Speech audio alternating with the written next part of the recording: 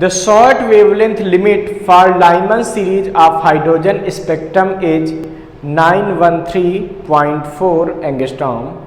Calculate the short wavelength limit for the Balmer series of the hydrogen spectrum. तो बच्चों देखिए यहाँ पे हमसे कह रहे हैं कि लाइमन सीरीज की जो वेवलेंथ लिमिट है, ठीक है, लिमिट ऑफ वेवलेंथ है वो कितनी है, वो है 913.4 एंगस्ट्रॉम। तो हमसे कह रहे हैं बामर सीरीज के लिए लिमिट ऑफ वेवलेंथ कितनी होगी। बच्चों पहले तो आपको पता होना चाहिए कि हाइड्रोजन स्पेक्ट्रम के लिए, हाइड्रोजन स्पेक्ट्रम के लिए वेवलेंथ का फार्मूला क्या होता है। तो ये होता है बच्चों 1/λ बराबर R 1/n1 square minus 1/n2 square. बच्चों ये फार्मूला होता है जहां n1 होता है किस सेल में इलेक्ट्रॉन आ रहा है और n2 होता है किस सेल से आ रहा है, ठीक है। तो बच्चों आपको पता होना चाहिए कि लाइमन के लिए अगर मैं बात करता हूं फॉर लाइमन सीरीज, तो लाइमन सीरीज के लिए जो n1 है ये क्या हो जाता है, 1 हो जाता है। तो 1/λ बराबर हो जाता है R 1/1 square minus 1/n2 square. यहां पर n2 की वैल्यू 2, 3, 4, 5 कुछ भी हो सकती है इनफाइनाइट तक, ठीक है। और अगर आप फॉर बामर सीरीज बात करते हैं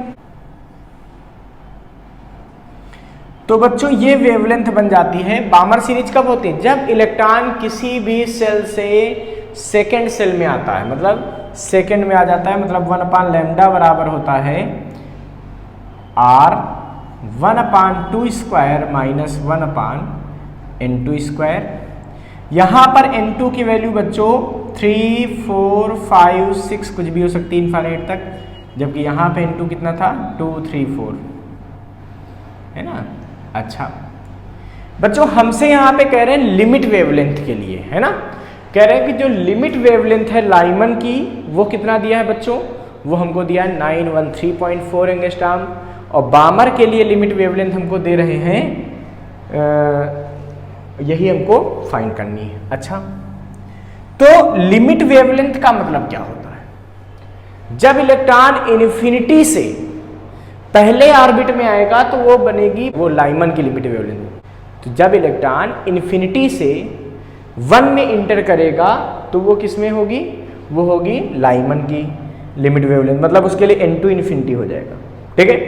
और बामर की लिमिट वेवलेंथ कब बचेगी, जब इनफाइनाइट सेल से कोई इलेक्ट्रॉन सीधे n=2 में इंटर करेगा तो उसको बोलते हैं कि ये बामर की लिमिट वेवलेंथ। इनफाइनाइट का मतलब यहाँ बच्चों आयनाइजेशन से है, आयनाइज्ड इलेक्ट्रॉन आता है, ठीक है, आयनाइजेशन से। अच्छा इसका मतलब for limit wavelength of Lyman, ठीक है, लैम्डा इज इक्वल टू यहाँ पे क्या पुट कर, n2 इज इक्वल टू क्या पुट कर देंगे, ये पुट कर देंगे इनफाइनाइट। तो 1/λ इसको बोलते थे, लाइमन की लिमिट को बोलते हैं λ L। तो क्या बनेगा R 1/1 स्क्वायर माइनस 1/इन्फिनिटी का स्क्वायर। 1/इन्फिनिटी का स्क्वायर क्या होता है बच्चों, 0 होता है, यानी कि 1/L, L की वैल्यू क्या है 913.4 एंगस्ट्रॉम में डायरेक्ट रख रहा हूं, ठीक है, बराबर 1R ब्रैकेट में 1/1 माइनस 0, 1/इन्फिनिटी का मतलब 0, तो 0 आ गया। तो यहां तो बच्चों केवल R बचेगा क्योंकि 1 ऊपर बच रहा है, यानी कि R की वैल्यू आ गई 1/913.4 पर एंगस्ट्रॉम, ठीक है, 1/एंगस्ट्रॉम इसकी यूनिट हो जाएगी। R आ गया, हमने रेडबर्ग कांस्टेंट, R को क्या बोलते हैं रेडबर्ग कांस्टेंट, उसकी वैल्यू हमने फाइंड कर ली। अब बच्चों देखिए अब हम बात करते हैं फॉर बामर सीरीज।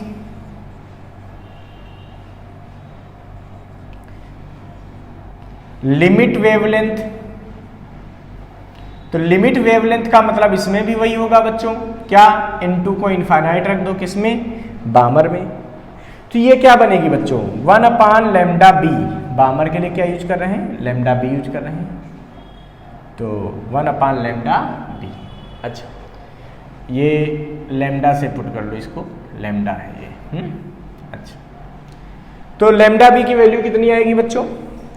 ये आएगी आर ब्रैकेट में 1/2 का स्क्वायर माइनस 1/∞ का स्क्वायर, ठीक है, क्योंकि इसमें भी इंटू इन्फिनिटी आ जाएगा, बामर वाले में रख रहे हैं।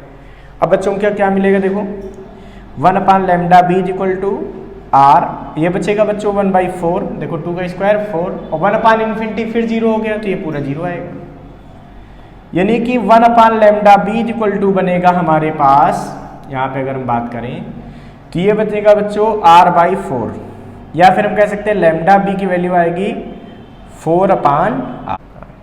तो बच्चों देखिए यहाँ पे आपको r की वैल्यू पता है, r की वैल्यू क्या है 1/913.4, यहाँ रख दीजिए।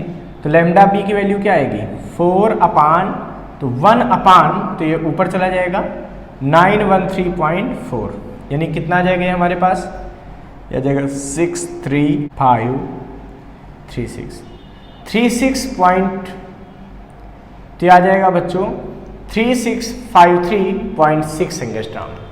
तो इसका मतलब बामर सीरीज की जो लिमिट वेवलेंथ होगी वो कितनी हो जाएगी 3653.6 एंगस्ट्रॉम। तो ये बामर सीरीज की लिमिट वेवलेंथ हो जाएगी, ठीक है, इसको फटाफट नोट कर लीजिए बच्चों।